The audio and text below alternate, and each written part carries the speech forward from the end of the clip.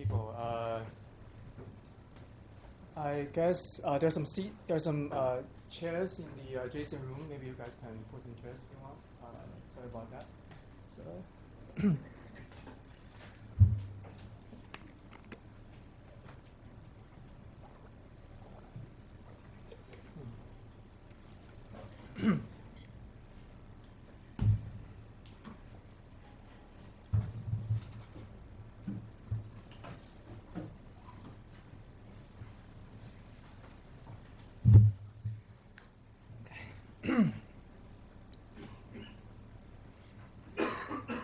All right, so I think we may begin. Yes, I'm sorry, the classroom is a little bit small. By the way, anybody can hear us, right? Everybody. So the classroom is a bit small. We'll see if we can change to a larger one. I know many people are still here today, just to for the first week of the class. So you may audit. You're not sure if you want to register, but so in the end, maybe we have fewer students who register for this class. So we'll see. Okay. All right. So so if everybody's here, let's begin. All right, let's begin. All right. Okay, so my name is Xiamen, and you can call me Jay, you can call me Xiamen, or Professor Mao, whatever you want. This is a course on microeconometrics, but as you can see, the title here on my website is a little bit different. It's called Data Analysis for Economics, Statistical Modeling and Causal Inference. I'll explain the title very soon. But rest assured that this will be very related to microeconometrics as we know it, but it's going to be a little bit broader than the traditional microeconometrics class that we teach. Now, so this is a little bit more about the course information, right? So I will go over today's plan, is that I'll go over the course plan, right? The course information, what do you want to know about this course, how do we grade people, and how do you pass this course if you decide to register, right? It's going to be very easy. And then we'll probably start the first lecture today after a 10 minutes break. Okay. So as you can see, this is the website for our course.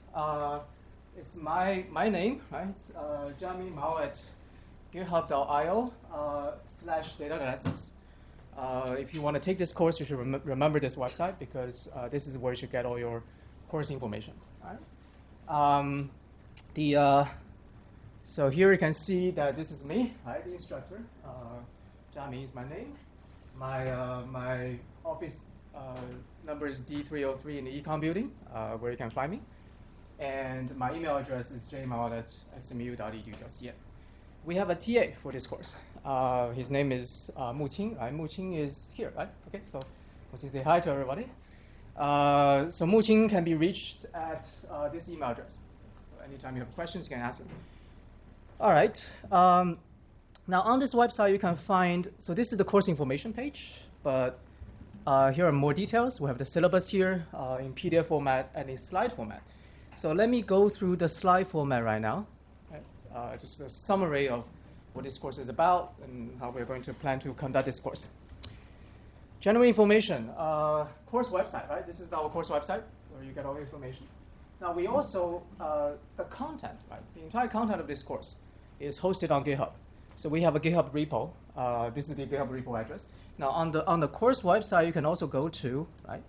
Click here, click GitHub, and this will lead you to the GitHub repo for this course, where essentially every information you ever need in this course, okay, for the course content, the homework, maybe exams, materials, and every other things you can imagine that you need for this course is all on the GitHub repo. Okay.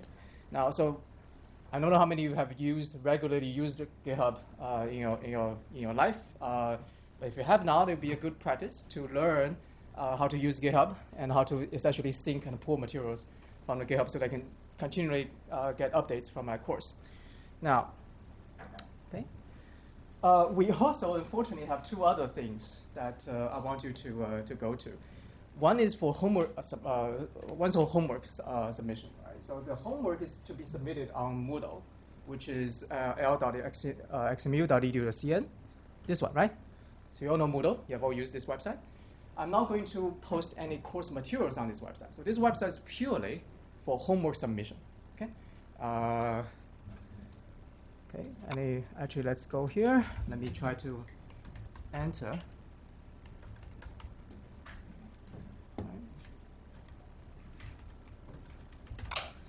Okay.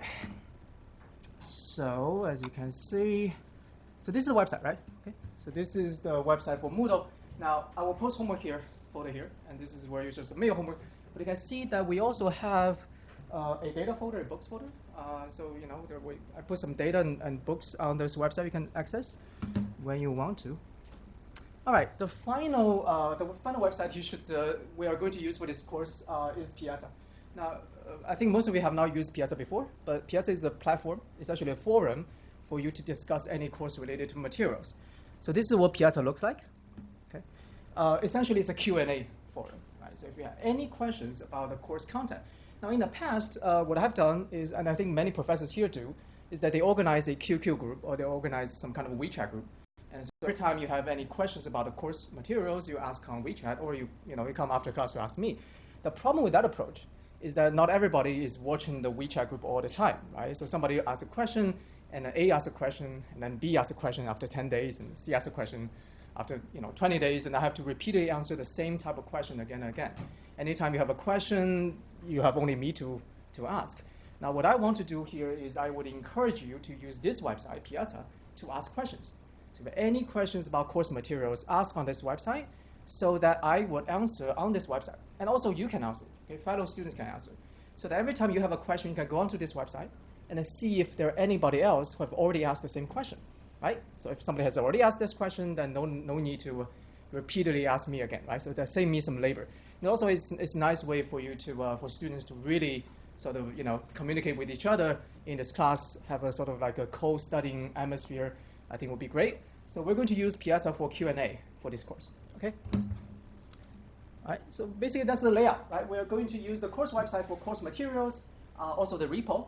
We're going to use Moodle for homework, and we're going to use Piazza for Q&A for this course. And of course, we're going to have a WeChat group. But the WeChat group is only for announcements, like, hey, we have a midterm exam next week, right? So that's the only purpose. All right. Okay, so that's the information already covered. Time and location, you know that. There's a review session. So we're going to have a review session for this course. Mu Qing will conduct the review session. So the plan for the review session is we're going to have initially for the first month, we're going to have one review session per week because the first month is kind of intensive. We need to set up the course and introduce you to various programming and other things that may help you start the course. And after the first month, we may have a review session every 2 weeks. And Mu Qing will review my course materials. And also, he will actually, Mu Qing has offered very kindly to extend the classroom. So he will actually supplement my course materials with additional stuff that maybe you're interested in or help you do research in microeconometrics. So that's going to be very helpful, sort of like an extension course we're going to do. Okay. Time and location TBD. By TBD, I mean to be determined, which means we're going to determine today. Okay. So I'm going to do a show of hands today. We're thinking of Thursday evening, Friday evening, or maybe on the weekend. I hate to do weekend, but unfortunately we have time constraints, right? So Saturday, Sunday, right? Okay. So who can do Thursday night for review session? Thursday evening, like 7 o'clock to 9 o'clock, right? This time. Is that okay? Who can do Thursday? Show of hands. Very few. Okay. Who can do Friday? More. All right. Okay. All right. Who can do Saturday? Still not very many people. All right. I can tell. Sunday? All right. So looks like Friday and Saturday are probably the most popular days. Yeah. Right. We can never pick a date where everybody can attend. So I will make an announcement. Maybe we do Friday, but maybe Saturday. Saturday probably is a better time for Mu Qing. Okay. So we'll see. Great. Okay, now on to the course material themselves, right? What this course is really about. So this course is, its name is microeconometrics. But like I said, I'm trying to make it a little broader, right? I'm going to put microeconometrics under a unified framework that consists of 2 parts. The first part is statistical learning. Okay. So in the first part of this course, we're going to focus our attention now especially on aspects of statistical modeling and machine learning. So we're going to spend a lot of time studying how to pick the best statistical model for the tools that, how to pick the best tool for the problem at hand. Right? That involves a lot of statistical training and also machine learning that some of you are already familiar with, but some of you may be entirely new to you. In the second part, we're going to come back to what traditional econometrics is especially concerned with, microeconometrics, which is causal inference. Right? Causal inference is about establishing the effect of a variable x on the on the outcome variable y. Okay, what is the effect of x on y? What is this government policy? What is the effect of this government policy on the economy? Right. So this is the traditional concern of econometrics. The main concern is causal inference.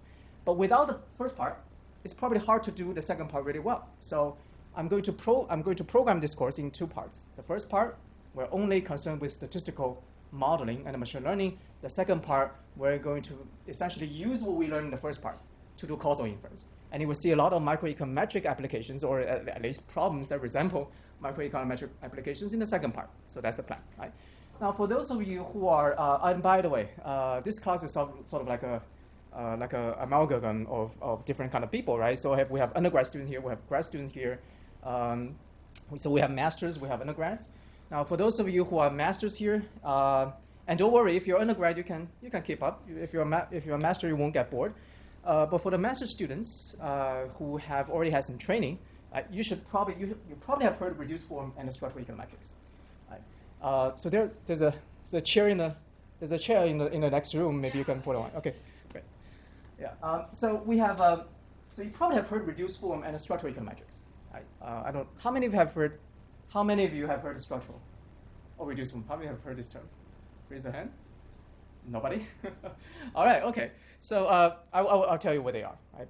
But in economic research, there has long been two sort of schools competing with each other, and one is called reduced form school. The other is doing most structural work in economics. Okay, and the two schools often fight in terms of their philosophy and what is the best approach to econometric analysis.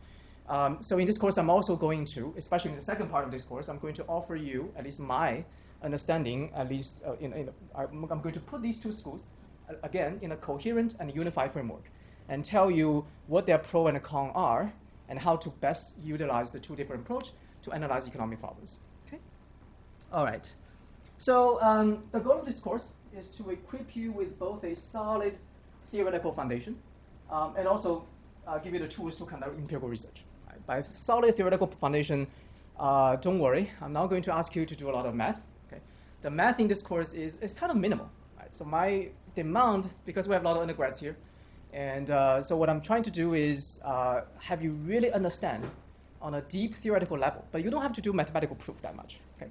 There's very little proof. There's very little mathematical sort of things you need to do. Our main goal is to give you a solid understanding, okay, a deep understanding about what you're doing, all the tools we're using in this course, and all the problems you're trying to analyze. So that's the key. And once you have the understanding, then you need to do it, right? So I'm also trying to give you the tools to do what you want to do. And by tools, I mean, how exactly to program different things, what are the methodologies you want to use. So that's really the second part, right? The tools to conduct empirical research. The materials I try to, in that sense, I try to write my materials to be sort of like both deep conceptually, right? Not really rigorous in the mathematical sense, but rigorous in the conceptual sense, and easy to follow technically, right? Okay. And we also have a bunch of simulated and real problems for you to do and to really understand what we're talking about in this course. Okay. Now, regarding textbook, there are no textbooks, right? So we rely on my lecture notes. For each lecture in this course, if you're not satisfied with my lecture notes, if you want to go beyond and read your textbooks and stuff, I also have a bunch of additional materials, notes, and resources. So this is what it looks like. Okay, so go to website, go to lectures. Now, so today we're going to start with the introduction.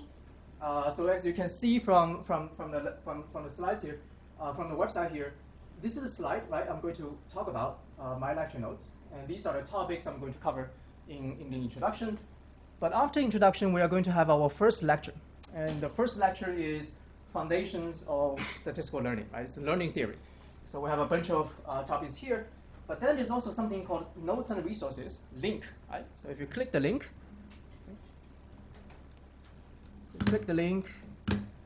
it brings you to Notes and Resources on GitHub, right? So it's everything on GitHub. And these are the things that you can read, additional materials. So if you're unsatisfied with my lecture notes, Or if you think there are some things that you really want to go into more depth, these are the things you can read more, right? So, for example, there's a very good textbook I really recommend if you're into data science and machine learning. It's called Learning from Data by Abu Mustafa from Caltech. And the first lecture, my first lecture corresponds to their chapter 1 to chapter 8 of their textbook, right? So you can go to read their materials. And there's another course, for example, offered at Harvard that very well written with all the topics that are covering my first lecture. Right? So these are essentially additional things you can go and read by yourself to deepen your understanding of the materials in this coursework. Right? As you can see, there are many, many others. Okay. I also, okay. So we go to the folder. There are also some, papers you can read if you want. Right? A very famous paper by Bremen on statistical modeling, the two cultures, etc., etc. Okay. So these are all additional materials you can check out on the course repo. Okay. All right. Now this course is going to be relatively fast-paced and it covers a lot of ground. So last semester I taught the same course, and it turns out that in the end I didn't have a lot of time to cover all the materials that I wish I had time to cover. So this, and people are already complaining that it's a little bit too fast. So in response to that complaint this semester, I may go even faster because I want to cover more stuff, right? Now, that's unfortunate because I think I have written enough materials to be a 2-semester rather than 1-semester course. But I don't want to teach in the spring again, so that's 1 semester. But anyway, it's highly recommended that there are some chairs in the next room. You may want to, yeah, sorry. Okay. And by the way, I just want to say the reason I'm wearing this ridiculous stuff is because my hand is injured. Okay, not because whatever. Okay. What I want to say is, if you don't understand all the materials, it's perfectly okay. There are many topics I may not have time to go in depth, because this course is designed to be broad, right? To give you an overview of many things and give you some practical tools to do things. It's not designed that you have to understand every detailed topic in the course. Right? We're not going to have you do that, and we're not going to examine you, test you on that, right?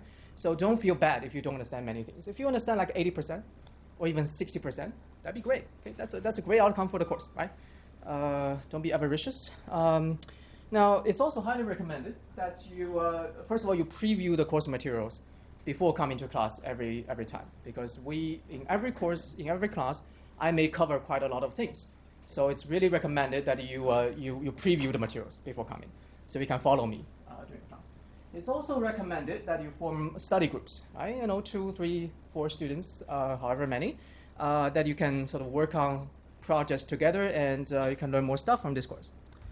Okay. And also weekly review sessions will go over stuff and also give you supplementary additional materials conducted by Muqing. Okay. All right. And finally, if you have any questions, right, ask on Piazza. Right? You can ask any questions related to microeconometrics or data science in general, and ask them on Piazza. It doesn't have to be specifically course related. So I want Piazza to be this sort of like a large study group that you can do for this course. Okay, any question, just throw a question on Piazza. Now come to computing. Right? So we're going to do some applied work, and of course we're going to use some kind of computing program. Right? Now in this course, I don't have any requirement for computing.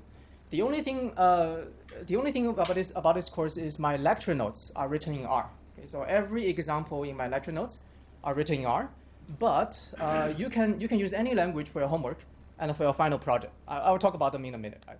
But you can use any language. You can use Stata, you can use MATLAB, you can use Python, whatever language you're comfortable with, we can take them. Okay, so lecture notes are written in R, so it'd probably be helpful if you learn some R, but it's not necessary and required. And in our first review session, probably this weekend, I'll see how fast we can set up the review session. But in our first review session, Muqing will essentially walk you over, give you an introduction to both R and Python for those people who are not familiar with these two languages. And I think Muqing plans to give you like 1 month, very, very gradual introduction to how to do these things. Right? So this is very nice Muqing. Muqing actually has a lot of teaching experience, right? So he has taught Python and R, both. Okay, so he has taught both languages. in the art club last year, whatever it is, right? Yeah. So he's really good. He's very good. So I really strongly recommend you to go to his review sessions. Okay. Final grade. The final grade is final. We'll have one final exam. It's worth 20% of the course. I would like to have no exam. Okay. So I would like to have a final exam cost 0% of the course grade. But I was talked to by the school administrator that this is not a good idea. So we have a final exam. It's about 20%. The last semester I did it. Last semester I did my final exam. I actually get questions from students. Okay, so I ask students to write the final exam questions, and I pick them. Right? So that saved me a lot of labor. But the exam is not going to be a big part of this course. Never. Okay, homework is a big part. So homework is 50% of this course, and then we have final project, which is also a very big part, which is worth 30%. Okay. Now, if you ask me what is homework, right? Homework. Well, first of all, homework is submitted on Moodle, right? The Moodle platform. But what is homework? I don't have homework questions. Okay, so there's no homework problems 1, problem 2, problem 3 for you to provide answers.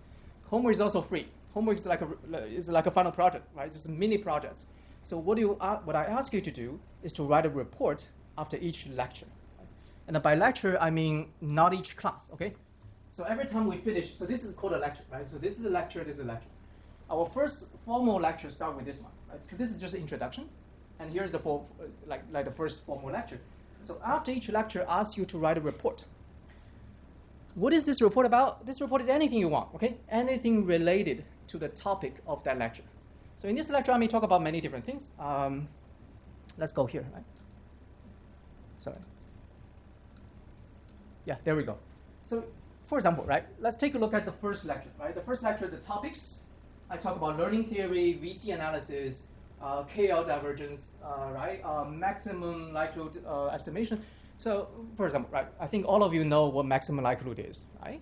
But suppose this is the first time you ever heard of it, and suppose in my lecture I just talk about maximum likelihood for like 1 minute. I say, okay, this is maximum likelihood. I didn't go in depth.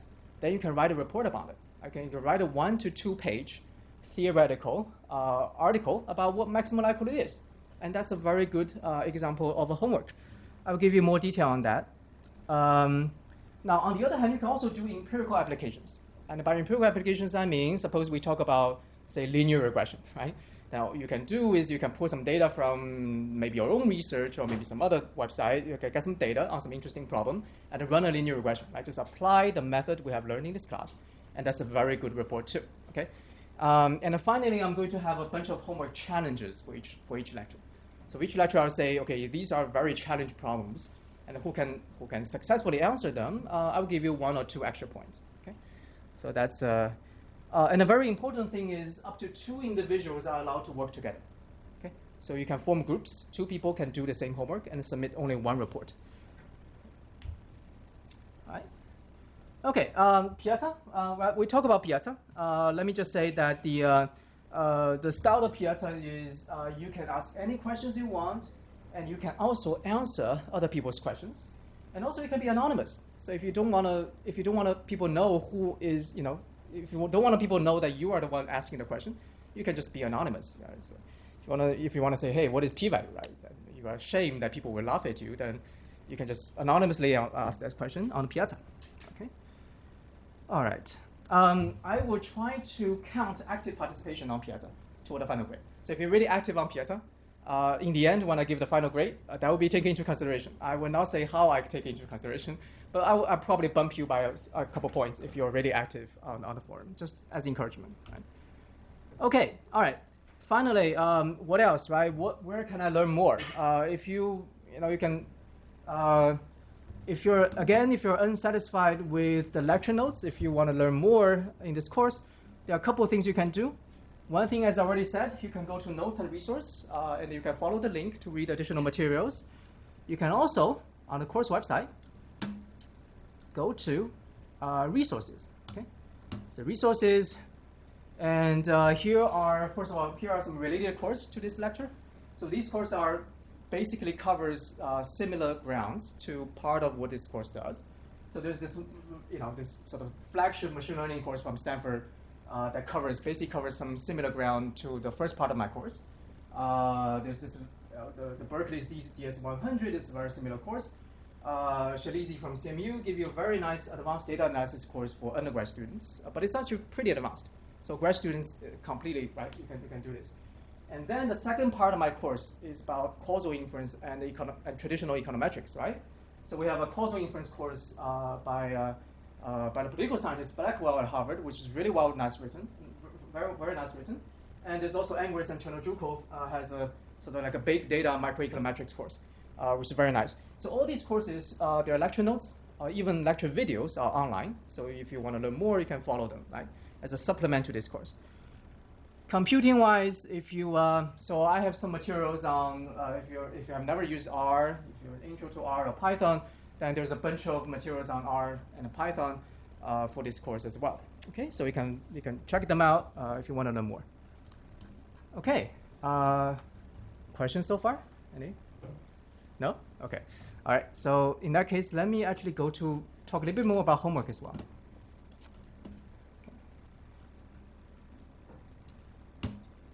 All right. Okay. All right, so just a little bit more information on the planned homework for this course. So each homework, as I've said, every homework is you have two people can write on the same homework. You can write your homework either in English or Chinese, right? Feel free, okay, whatever language you want to use. The requirement is that when you submit your homework, you submit on Moodle in either PDF or HTML. So don't give me a Word doc.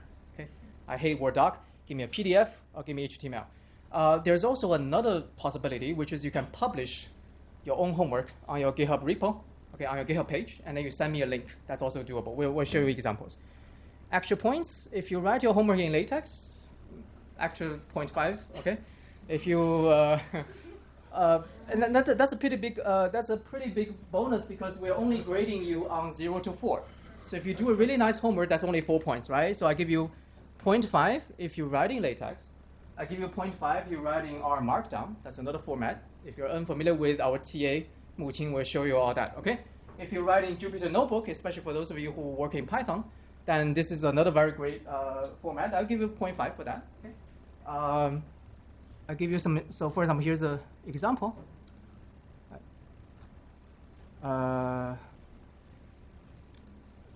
Anyway. Okay. Takes a while to load.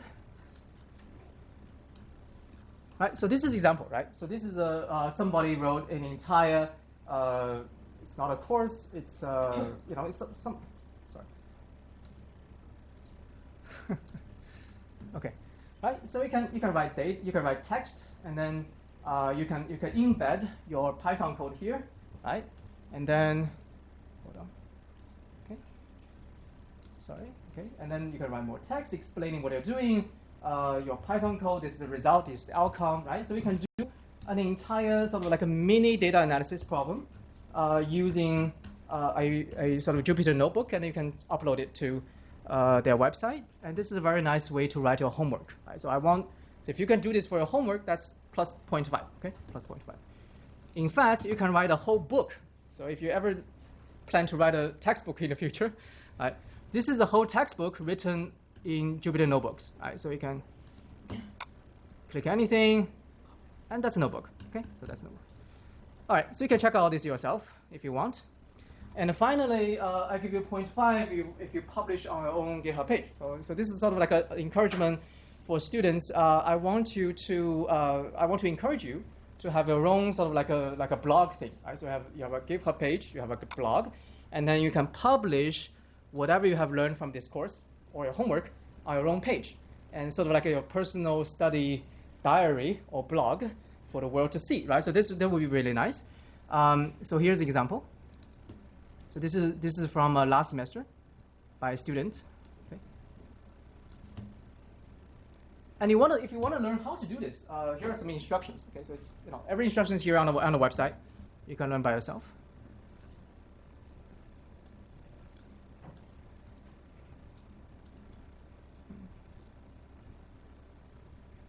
Oh, this is not from a student, but but you can see, okay, so this is somebody else, right? But you can see that he's essentially blog post published on his own GitHub, right? Put it on a GitHub page. If you click the bias variance decomposition, then there's an article explaining what is bias variance decomposition. So you can do this for your own, right? You can have a GitHub, set up a GitHub page for yourself, like a blog, and you can publish your homework on your own website, and you can just send me a link in Moodle, and that counts as a homework, and we'll give you another 0.5 extra credit for that. Okay. Alrighty. So like I said, you can write a theoretical report, you can write an empirical analysis. There are many, many examples you can click on here to see what I mean and what is the sort of like a required report. Not a good one.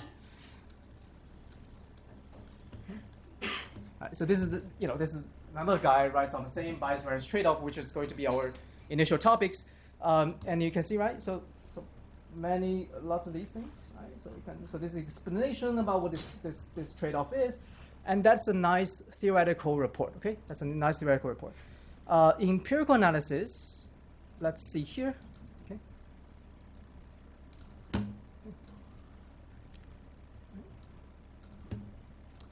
Now, so this is actually by a student here from last semester. This is assignment 3, and the student actually published on his own GitHub page.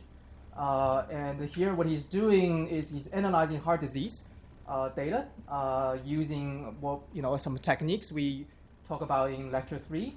Right, okay. So here's the Python code. Here's the outcome, some plot graph. Right, he does some analysis, and etc. Right. So that's okay.